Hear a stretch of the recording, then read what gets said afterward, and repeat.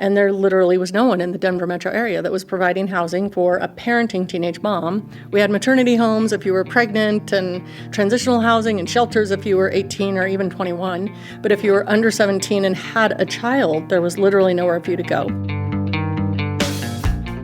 I'm Brian Mon, Chief Marketing and Innovation Officer at Fidelity National Financial. And this is Built, where you'll meet creative leaders in commercial real estate. And this season, well, we're going bold with big ideas and the people who make them real. A group of us got together and said, hey, someone should do something about that. And we felt like God kind of said to us, well, hey, you might be that someone. And we felt that he called us to do something special and extraordinary for our mamas. And we just were brave enough to say yes, I guess. In this episode, we shine a spotlight on Denver, Colorado's Hope House and their partnership with HomeAid, an incredible nonprofit leading the fight against homelessness nationwide. Joining us is Scott Larson, HomeAid's passionate CEO. We also go on a tour with Lisa Stephen, the founder and executive director of Hope House, an organization dedicated to single mothers facing homelessness and overcoming the challenges that come with it. Lisa shows us their vibrant resource center, a powerful collaboration between HomeAid and Hope House that's transforming lives across the Denver metro area. I was a teenage mom myself, and I started working with teenage moms in 1997 in a support group setting, and just was kind of stunned at how many teen moms were living in homes where there was a lot of violence or alcohol addiction or drug addiction or just plain old homelessness kind of moving around from couch to couch. And sadly, that's still often the case for our teen moms.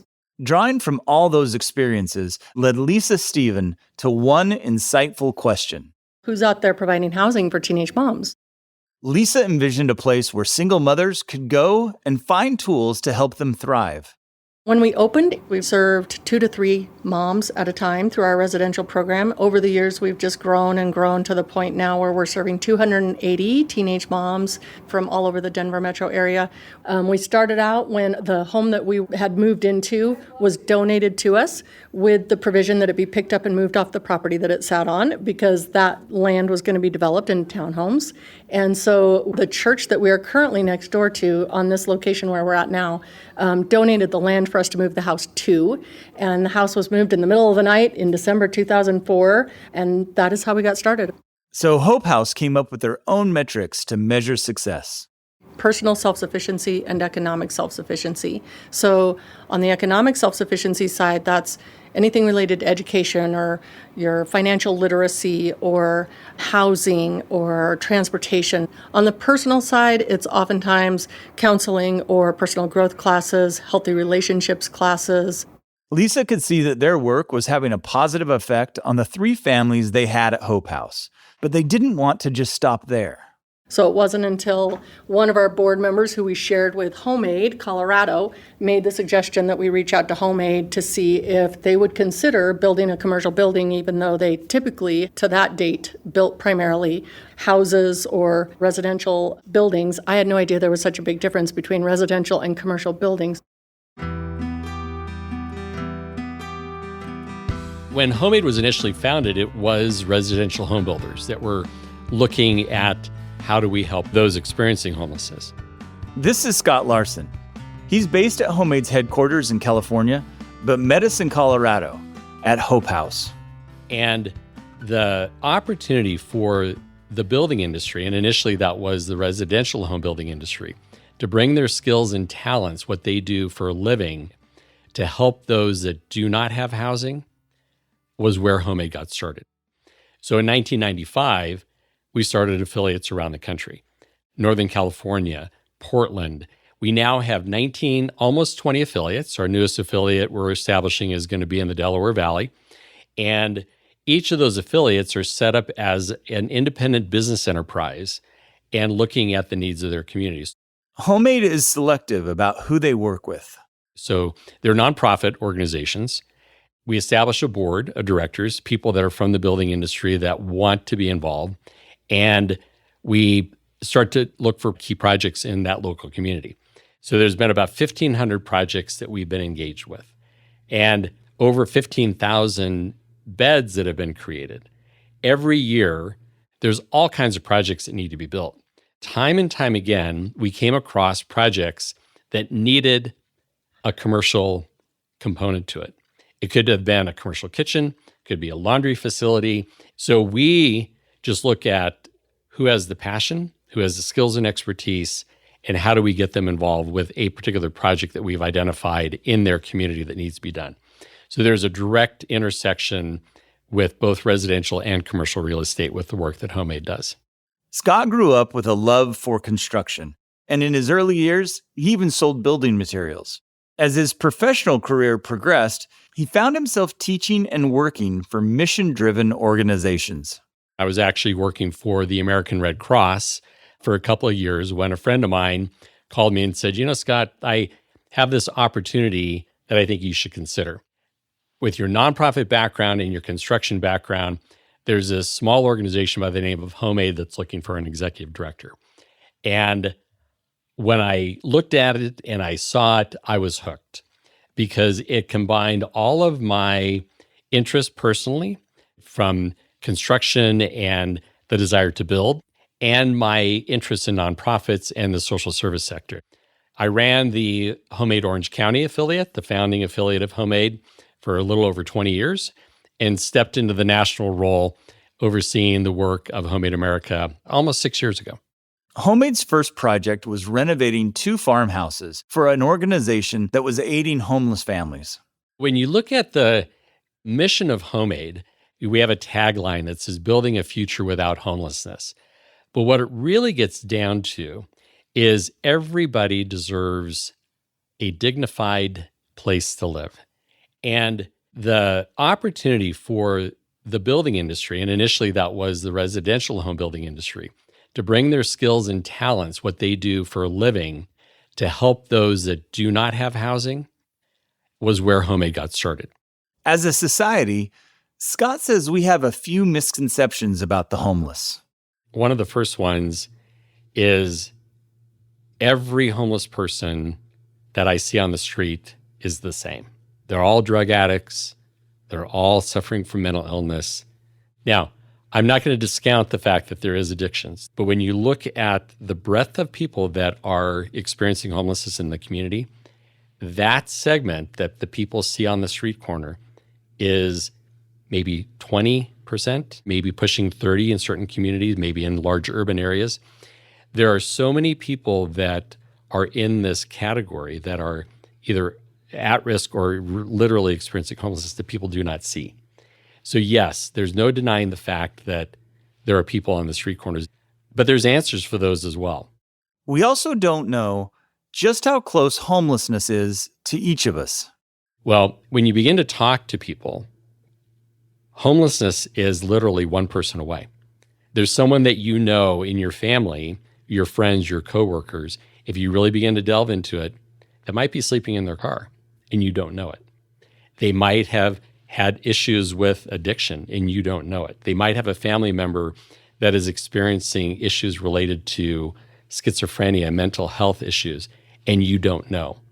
And once you begin to look at it from a human perspective, like here at Hope House, that young mom who might be 15 years old, that's your neighbor. That's someone in your community that might need some assistance at this point. So it's a mental shift. Where does compassion fit? All of us have the ability to have compassion. We might not all have money, we might not have other resources, but we all can have compassion. So that's where some of the myths, you need to shift it. It's a human issue. It's not a them, it's an us issue. It's like Hope House and HomeAid were always destined to work together because both organizations believe that homelessness needs to be fought on multiple fronts. Every community needs to really look at, do we have the adequate services for the person that, for example, is experiencing mental health issues? How about the individual that is living on the streets that might be dealing with cancer? Are we addressing those core basic needs and providing recuperative care? And it's what's called the continuum of care. So they had a vision to create a resource here in the Denver metro area that could provide all of the different navigation tools for these young moms that might have a very unstable life at whatever their home is. They might be couch surfing, they're with friends or they're with other families. They might have had to drop out of school. So the vision behind Hope House was to build a community around volunteers and key staff members to provide the resources that these young moms and in turn their babies needed. Next to Hope House's original residence, the dream was to build a 15,000 square foot resource center with the help of HomeAid. It would serve up to 400 mothers annually. Scott reflects on how Hope House addressed a need in the community when they began over 20 years ago, and how HomeAid, well, they stepped in to help them expand. And when the opportunity came to HomeAid to get involved, it was because there's a need. We can do this. We can help this organization. And that's where the blend of passion, the blend of skills and expertise come together as HomeAid partners with an organization like Hope House. We have the ability as an organization to pull people together and to look cross-sector and say, let's figure out how we're going to work together. But the thing that is inherently that makes HomeAid what I call the only organization that's doing what we're doing is that we're bringing the building industry expertise to these groups that want to end homelessness in their community but don't know how. They don't know how to build. And ultimately, if you are to end this issue, you need a building. You need a resource center. You need the food bank. You need housing. And HomeAid can come in with our resources and look at how we best can fit those gaps and build what needs to be built. That's how we are unique. Like most nonprofits, Hope House ran into a funding issue when it came to that much-needed resource center. In round numbers, it was about a $5 million project, but they were short on some of the funding. And that's where HomeAid really came in and filled the gap. Through the donation of labor, materials, intellectual capital, a variety of different services, they were able to reduce the cost of this project significantly, as with all of HomeAid projects. HomeAid's basic funding comes from the building industry itself. We get sponsors, we get people that believe in what we do, and then every project ends up having its own budget. And HomeAid works closely with that local nonprofit to make sure that the dollars are there. There's grants that are applied for. Sometimes there's public money. Sometimes there's a capital campaign. We believe in the projects that we adopt. There's always challenges, but when people see the projects and what we're doing is worthy of investing, the funding flows.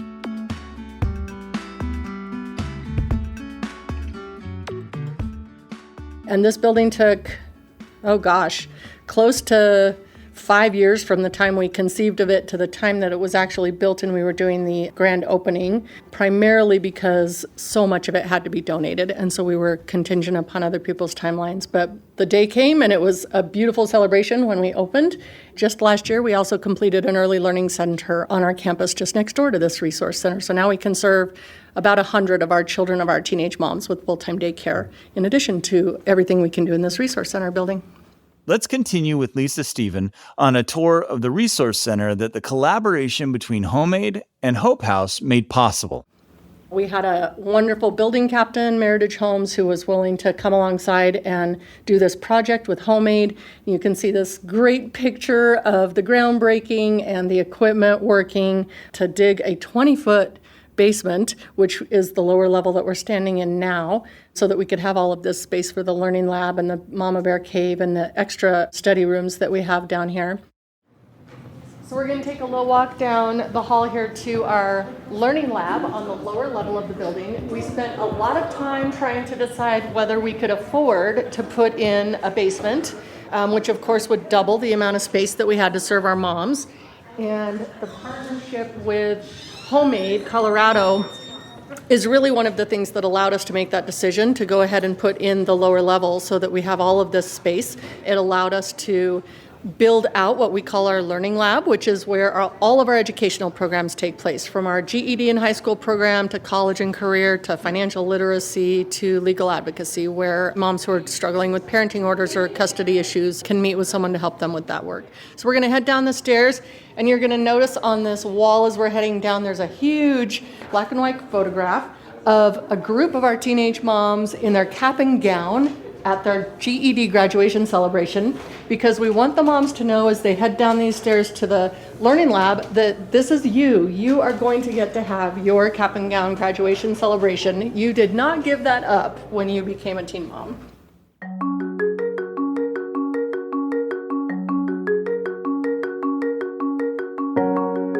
So we are heading into a big open space called our Mama Bear Cave, and this space is pretty much like a big, large living room / rec room, and our mamas got to name this space. We started Hope House and did this capital campaign to raise the funds for this building.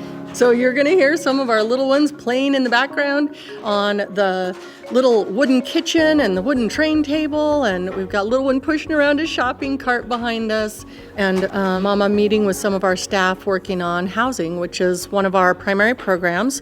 We have about 180 moms that will serve this year through our housing support program, and that could look like anything from navigating a lease to how to work with this landlord who maybe won't fix a bug problem or won't help me with something that's going on with plumbing, to gosh, what is eviction and how do I avoid eviction?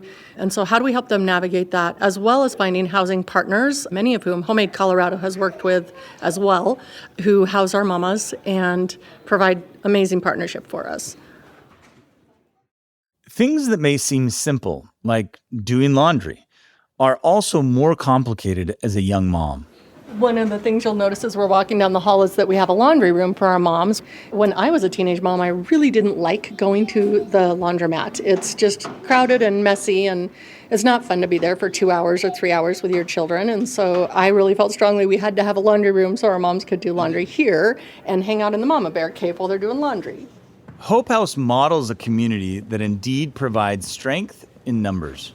So we are walking past the door to our commercial kitchen where we prepare food for our moms. We have volunteers who come in to cook for our mamas. We're open 2 nights a week, so from 8 a.m. to 8 p.m.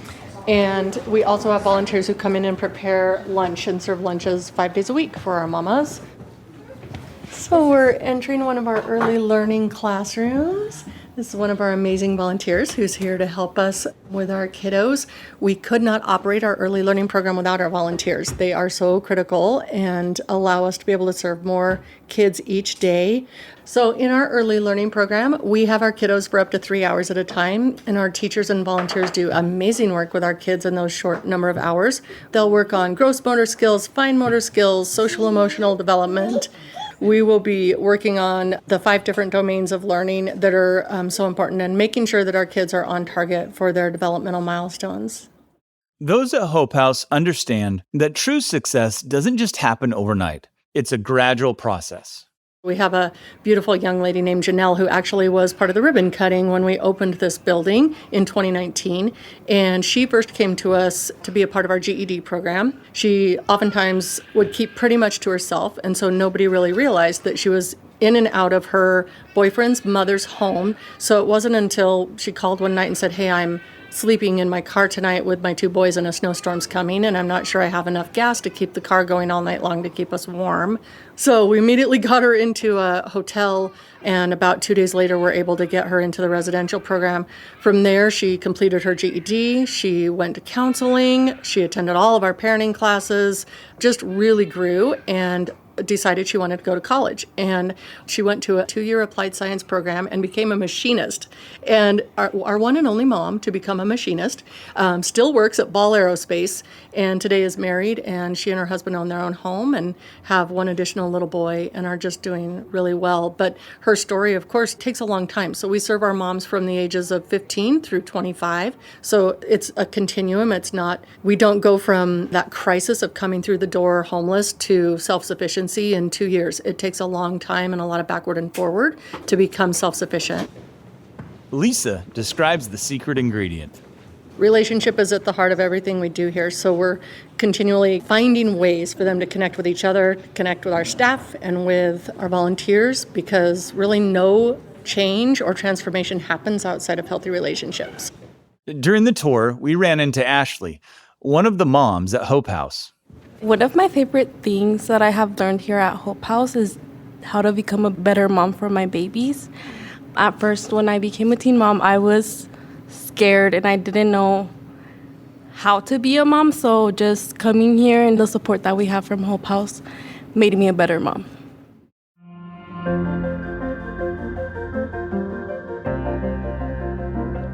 So the other thing that you'll notice in this big dining room of ours is that we have a huge orchestra-style gong in the corner, and our gong with our Hope House logo on it is used to celebrate our moms anytime something amazing happens. So they finish a GED test, they get their driver's license, maybe they got the keys to their first apartment. We do a gong ringing and everybody gets together to ring the gong and celebrate. And one of my favorite memories with HomeAid was when we opened this building and we did a huge gong ringing with all of our builder vendors and subs and HomeAid to ring that gong and celebrate the opening of this building. But Hope House and HomeAid didn't stop working together once the Resource Center was built.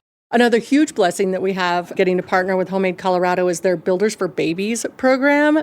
I think they might have collected somewhere in the neighborhood of 1 million diapers this past year and distributed them to nonprofits all across the Front Range. We're one of the lucky ones to receive those diapers. We have an enormous closet that's packed from floor to ceiling with diapers thanks to Builders for Babies from HomeAid Colorado. This is the space where moms get to come and shop from all of the amazing donated items that our volunteers bring for us, from baby clothing to professional clothing for our moms that are getting ready to go on an interview. Oftentimes, folks don't know that you can't buy anything but food with the food assistance program called SNAP, or some people know it as food stamps. You can't buy cleaning supplies or diapers or hygiene products, and so we stock those items that volunteers bring us so that moms can come and shop for those things. As the battle against homelessness continues, Lisa and Scott look forward to the road ahead. Collectively, HomeAid has helped over 1.4 million people in a variety of services and programs. And each year, we're adding more projects, we're adding more services, we're adding more capacity to the local nonprofit community to serve more. So our 20 affiliates are in 13 states, from Hawaii all the way to Florida, and then going up the East Coast. And we're also working in the District of Columbia. And we probably have about 5 to 6 new markets that we're looking to target in the next couple of years. We are 23 years old this year, and so we have learned a lot. We've grown a lot. We've codified a lot. So now we've got a lot of processes and systems in place that we can share with others who'd like to open a home or a resource center for teenage moms in their community in other parts of the country.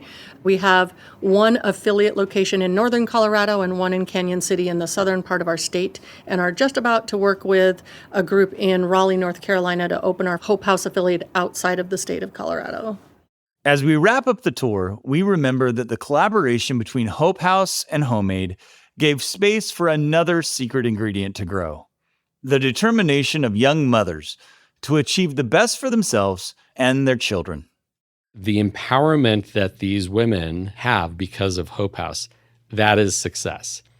Because when they walk out this door, regardless of what they are confronted with in their family life, job life, relationships, etc., this is an anchor for them. This is success. This is giving them the opportunity to move forward. It's amplified through the programs and the services. That's what success is in the lives of these women. I want to thank both Scott and Lisa for taking the time to meet with us today. The work they are doing, it's truly remarkable and an inspiration to us all. Don't miss out on all the great stories from our past seasons. If you haven't caught up yet, now's the perfect time.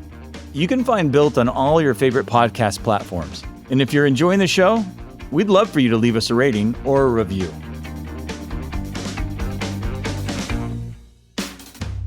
Built is a co-production of Fidelity National Financial and PRX Productions. From F&F, our project is run by Annie Barbalos. This episode of Built was produced by Emmanuel Desarme. Our senior producer is Sandra Lopez Monsalve, and our editor is Genevieve Sponsler. Production support by Adriana Rivera. Audio mastering by Rebecca Seidel. The location producer for this episode was George Figgs. The executive producer of PRX Productions is Jocelyn Gonzalez. I'm Brian Mon. Thanks for listening to Built, where we explore bold developments in distinct markets, reshaping our built world.